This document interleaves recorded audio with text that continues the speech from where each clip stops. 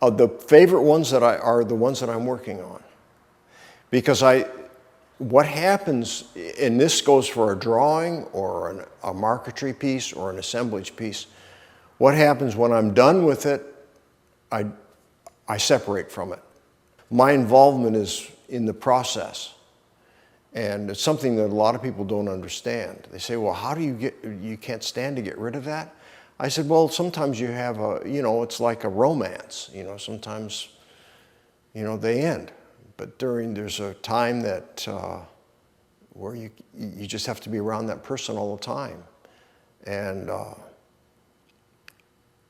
sad, but art is that way, I think, at least for me.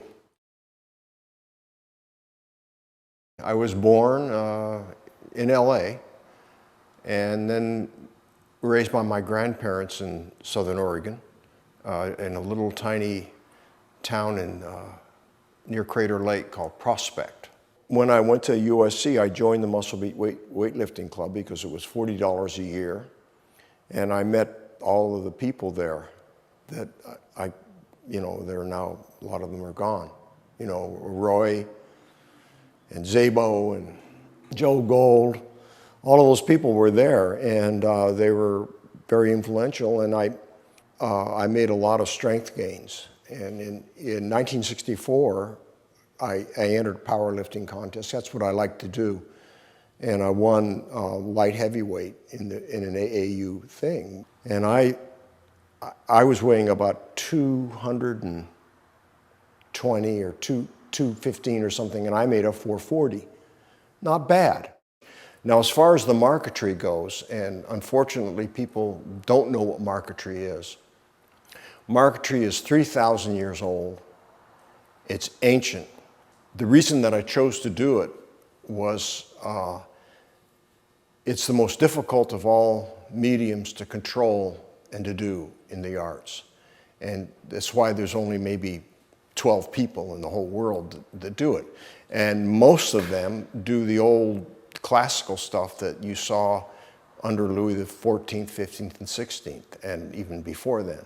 And what it is, it's cut veneers. It means painting in wood.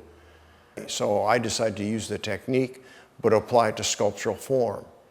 And I think I'm the only one doing that, that I know of.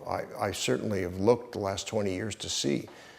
And then I'm in the LA County Art Museum. I have a piece in there, and I have a piece in the Portland Art Museum where I'd had a one-man show.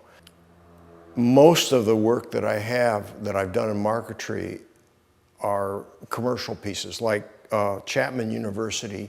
I did the whole Interfaith Center, which was a huge undertaking. It took about the better part of a year to do it.